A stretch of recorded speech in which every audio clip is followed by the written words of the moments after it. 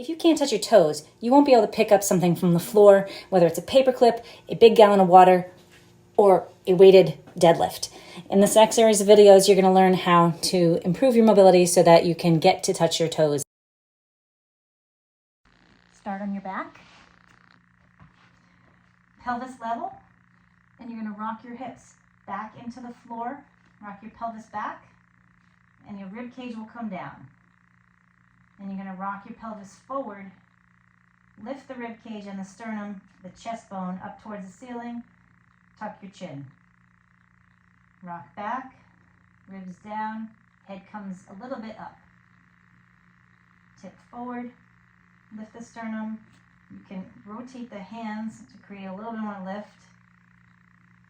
Flatten the back, and the hands come down. You can do this exercise lying down, sitting, or standing. To start, you're going to lie on your back with your legs out straight. Bring one leg up, put the strap around the bottom of your foot, and you're going to lock your arms in tight to the floor. Keep that leg straight, even if it has to be down here. You're going to go to your ability level. You're going to raise your opposite leg up to meet it, and then back down. Both legs should stay straight. Do 5 times on each side and see if your ability to come down and touch the ground is any easier. In order to be able to come down and get your hands to the floor with your knees straight or even with your knees bent, we need to learn how to hinge our hips backwards. That's the key to picking up something off the floor or getting into a deadlift. So we need to shift the weight back. This exercise is a toe touch progression, and it will help you to stretch out the back of the legs, get the hips to shift back, and create some stability in the core at the same time. You want to have either a half foam roller, you can use a 2x4 or even a book that's about 2 inches tall.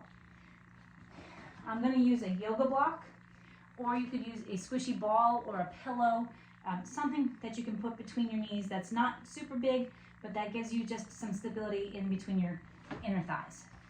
So yoga block goes between your knees.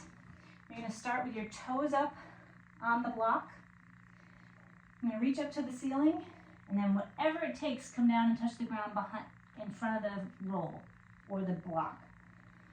I'm going to do that 5 times. Allow your hips to shift back and touch the wall behind you.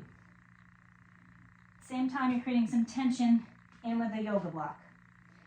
Then we're going to step over the board and do the same thing. Up to the ceiling, hips go back, look between your knees. You will feel a little bit unsteady here. Take your time. Whatever it takes. If you have to bend your knees to get down there and make contact with the floor, that's okay. Try to keep your knees as straight as you're able, but bend them as much as you need to. Do 5 times in each position.